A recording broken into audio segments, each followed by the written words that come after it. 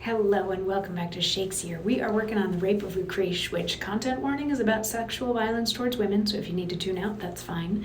If you do want to stick around and hear today's stanzas, we're going to look at stanzas 137 through 140, which is still Lucrece dealing with what just happened to her. She was awakened in the middle of the night and then raped by her husband's friend, who threatened her that if she didn't just go along with it, he would kill her and kill a slave and put the slave in the bed to shame her and her family for the rest of eternity.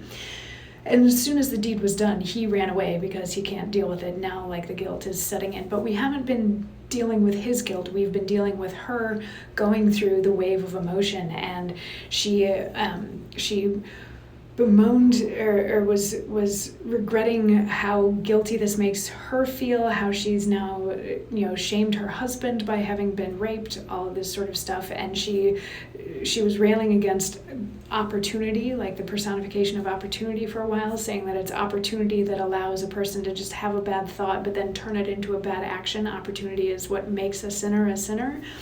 And then she turned on time and was like, time, how would you also allow this to happen? Because opportunity, if it doesn't have time to do it, can't allow things to happen. And time shouldn't be doing this. Time should be, allowing things to age and allowing things to decay. And she started out with like the good things that time does, making people wiser, letting flowers grow, letting the morning come, things like that. And then she moved into time also decays things, and it breaks down statues and all that. And she continues along that.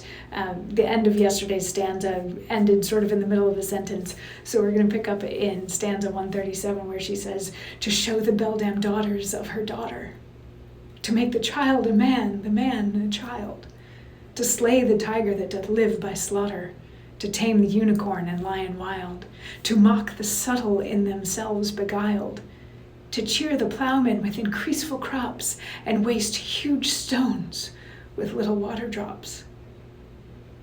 Why work'st thou mischief in thy pilgrimage, unless thou couldst return to make amends?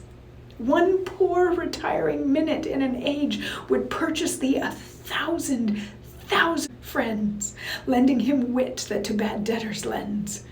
Oh, this dread night, wouldst thou 1 hour come back, I could prevent this storm and shun thy wrack.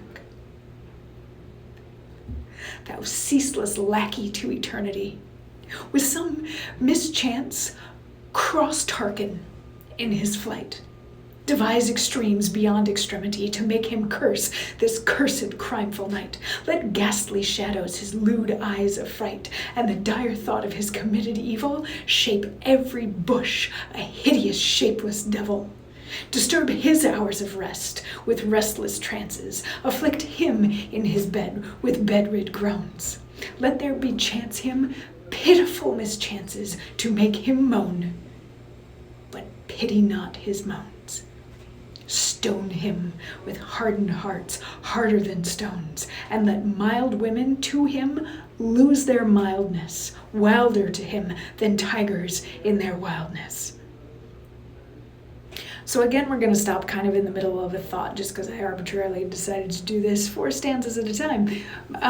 But in the first of these stanzas, she's continuing on with what time is supposed to do, and she's come to sort of a nice balance of, time allows a person to grow into an adult, but then also allows that adult to produce their own children. It allows revenge on tigers that have killed whole villages, all that sort of stuff. It both makes crops grow, but also withers stones away with water. So she comes to a weird sort of balance with time, but she's like, since you've reached this balance, why can't you then make up for the bad things that you've allowed to have happen? She's like, if I could have just gotten this 1 hour of my life back, I could have prevented this whole thing. So time, why can't you do this for me?